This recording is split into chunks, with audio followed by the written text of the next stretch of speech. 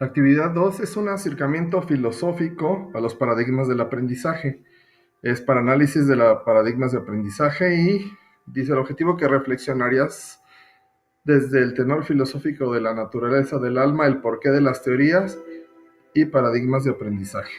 Bueno, quiero empezar con la reflexión, sobre todo hablando un poquito acerca de Aristóteles. Aristóteles es un personaje muy importante, de hecho, aproximadamente él vivió entre los años 384 y 322.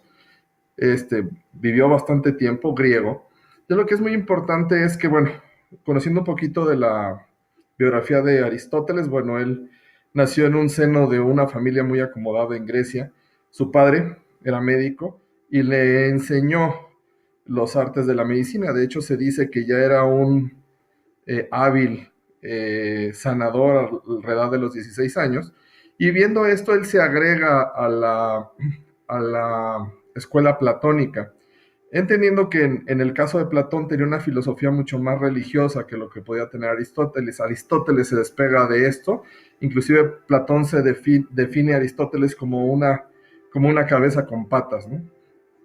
Y obviamente tenía la escuela platónica. Posteriormente Aristóteles genera la escuela aristotélica con una situación muy interesante para conocer algunos aspectos de su vida, pero por motivos del ejercicio y del tiempo, bueno, vamos a ver eso.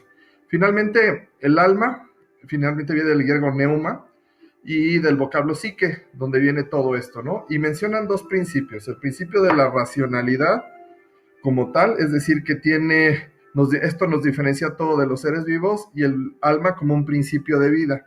Sin embargo, según sus definiciones, él toma, bueno, la parte del alma como principio de vida, como es la forma de organización con todos los cuerpos, y finalmente aquellos seres vivos que tienen un poquito más de potencia. Voy a explicarlo con los tres niveles que nos habla Aristóteles. Recordar que para entender el alma tenemos tres niveles para hacerlo. El primero es el nivel religioso, el segundo es el psicológico y el tercero es el metafísico.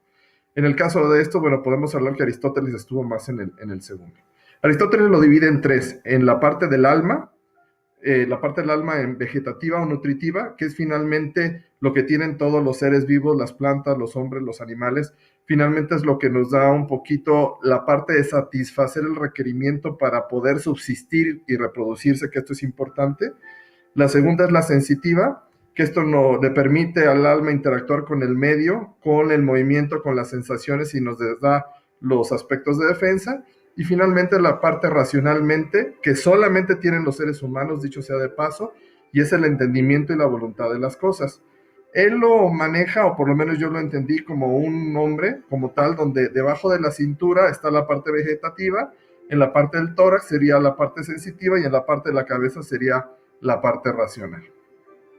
Finalmente, lo que se define desde el punto de vista, en resumen, lo de Aristóteles es que para que se considere un ente vivo se requiere de tres cosas. La primera es que se pueda alimentar por sí sola, que eso le da autonomía.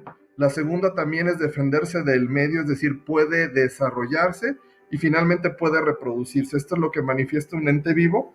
Sin embargo, no necesariamente tiene las partes de situación pensante, que finalmente eso nada más lo tiene el ser humano.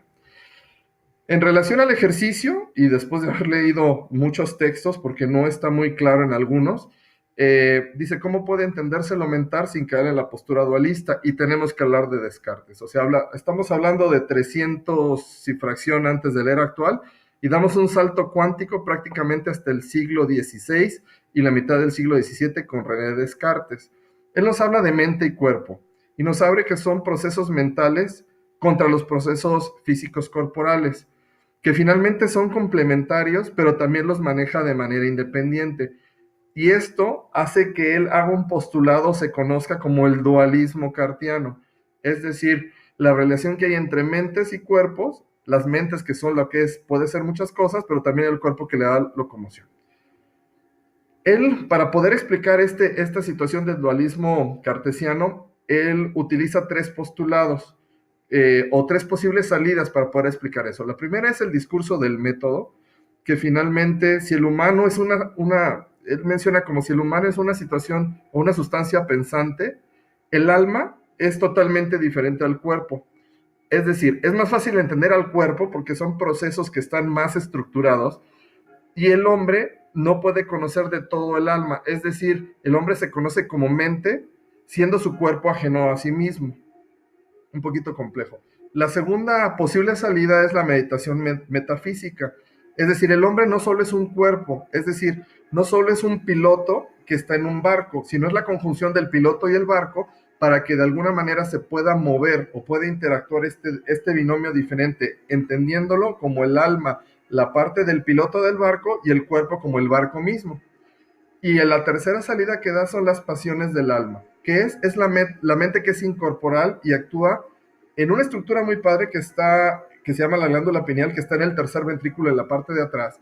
Y su función es tener esa parte de animal, esa parte de espíritus animales, cuya función es interactuar y mover todo el cuerpo. Y esta es una situación que es eminentemente de tipo anatómico muy importante, ¿no? Finalmente, esa es la solución que propone René Descartes, que me parece una solución muy limitada porque vienen algunas cosas que es bueno entender. Desde el punto de vista de las directrices, de lo que teníamos que estudiar, habíamos que barrer muchísima información, o sea, cientos y cientos y cientos de información para encontrarle coherencia.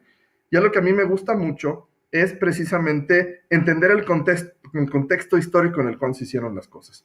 Entonces estamos hablando de una época muy importante cuando los griegos dan muchísima aportación, que es la parte de Sócrates, es la parte de Platón, es la parte de Aristóteles y muchos otros más pensadores.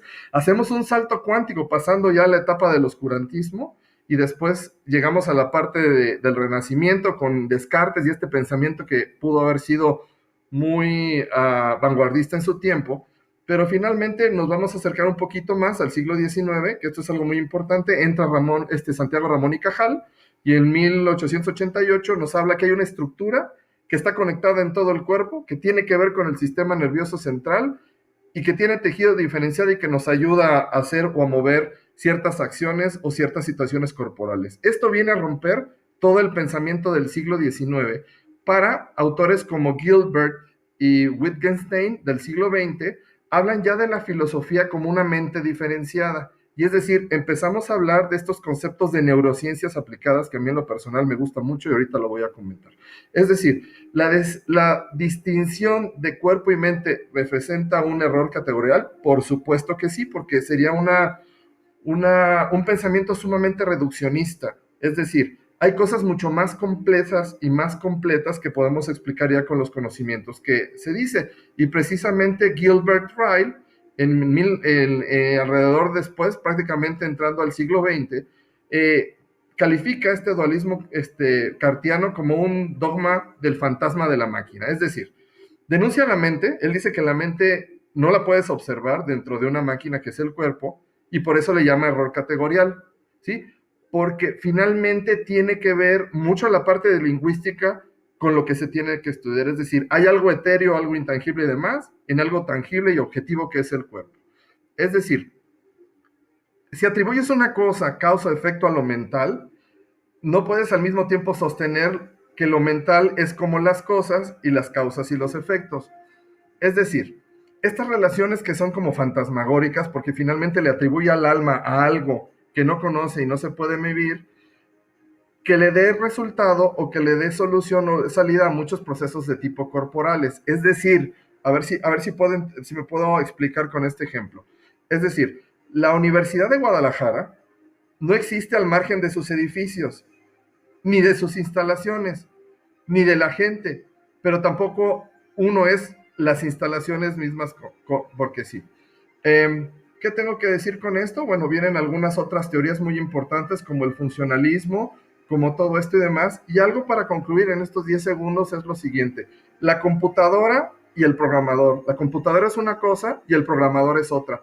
Son de manera independiente, pero nos ayudan mucho y esto nos va a ayudar mucho para poder entrar mejor a las situaciones que tenemos en la maestría que tenemos. Les agradezco su atención, ojalá hubiera sido claro.